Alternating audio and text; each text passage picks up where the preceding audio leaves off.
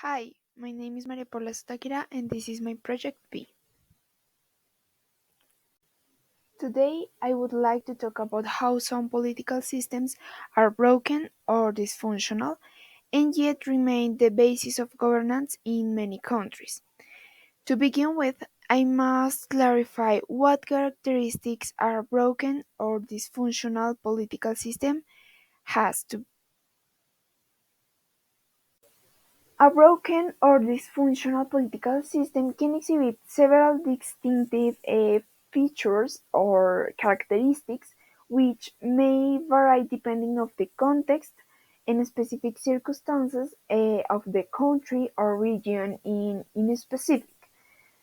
Some of these characteristics include first, widespread corruption.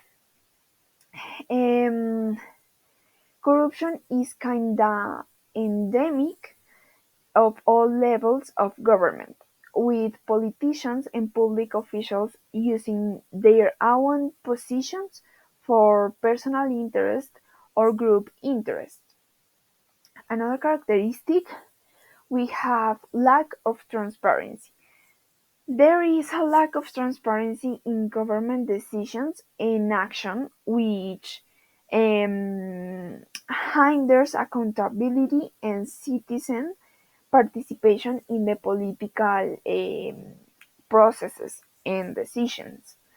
Another characteristic is inequality and discrimination. Um, the political system perpetuates social inequality and discrimination.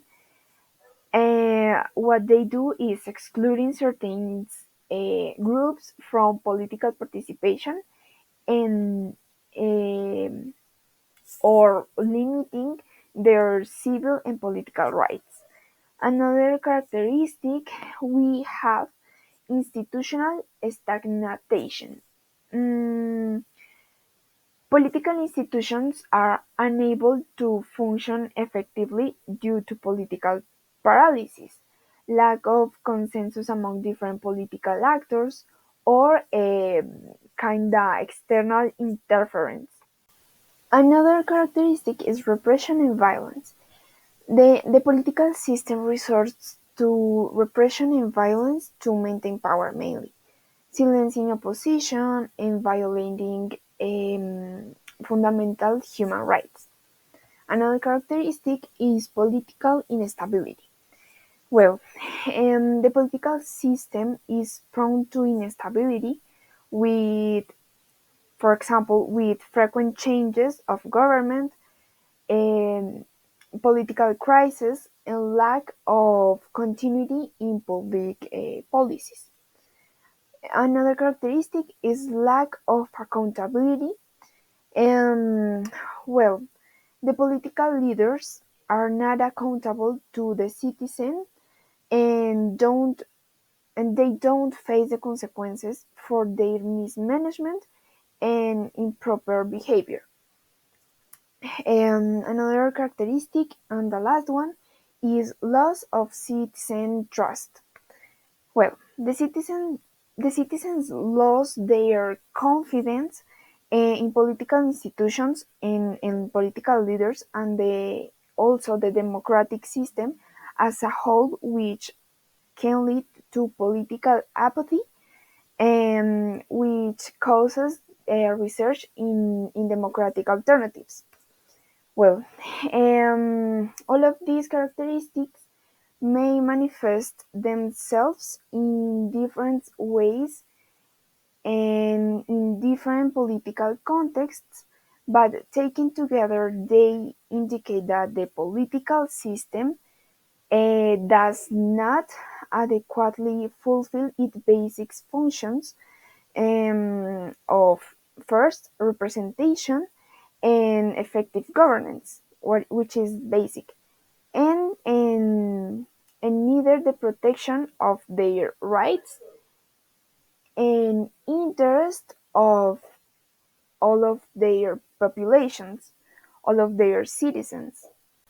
Now I must to talk about some examples of this issue. Uh, to give a more example, kinda general, we have corruption in Latin America.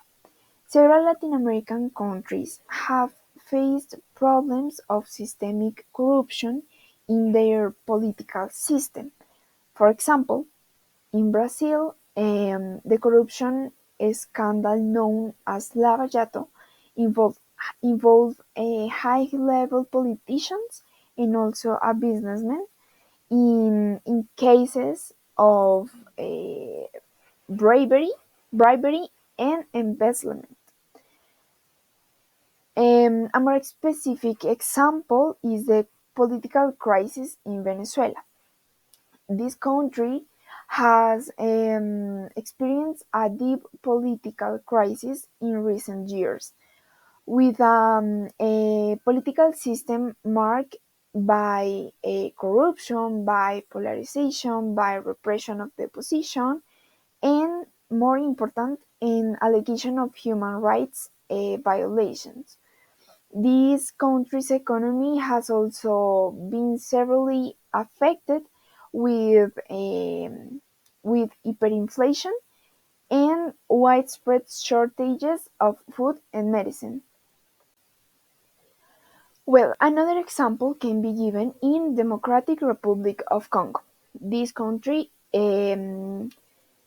has faced internal conflicts and power struggles for decades, which was exacerbated by corruption, ethnic violence, and the exploitation of natural resources. Other example is in Zimbabwe, country from Africa. This beautiful country has faced a protected political and economic crisis. This crisis is characterized by political repression and economic mismanagement and also widespread corruption. Alleviating of a dysfunctional political system can be a complex and should be multifaceted challenge. But some measures can be taken that could help mitigate the negative effects, such as first, um, strengthening democratic institutions, the independence and effectiveness of democratic institutions such as the judiciary, parliament, and oversight control bodies. All of this should be promoted. Another measure is citizen participation. Encourage citizen participation in decision making through the organizations of public consultations and the facilitation of citizen access to political processes and political decisions. Another measure could be electoral reform. Well, implement electoral reforms that promote first fairness, second representativeness, and integrity of the electoral processes, including the elimination of practices such as electoral fraud and manipulation of these results. Another measure is combating corruption. Adopt effective measures to combat corruption in all its forms, including, for example, the implementation of anti corruption laws. This is the first step.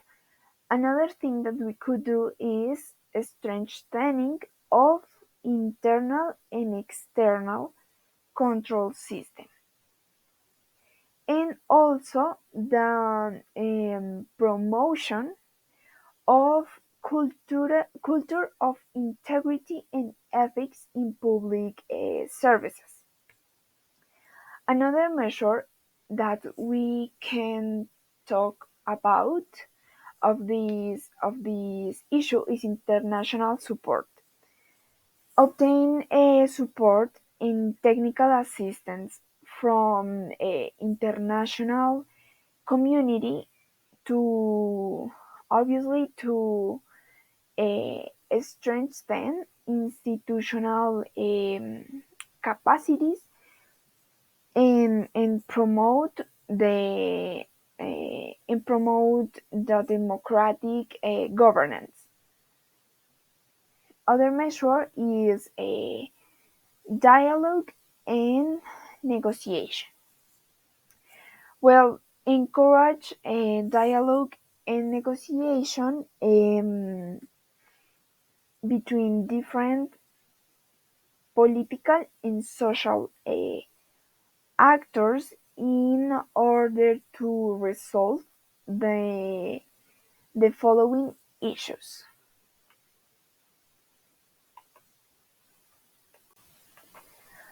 All of these are just a few measures that could help alleviate the consequences of a dysfunctional political system. It, it is important to recognize that that each situation is unique and may require approaches tailored to the specific circumstances of all of these countries and regions.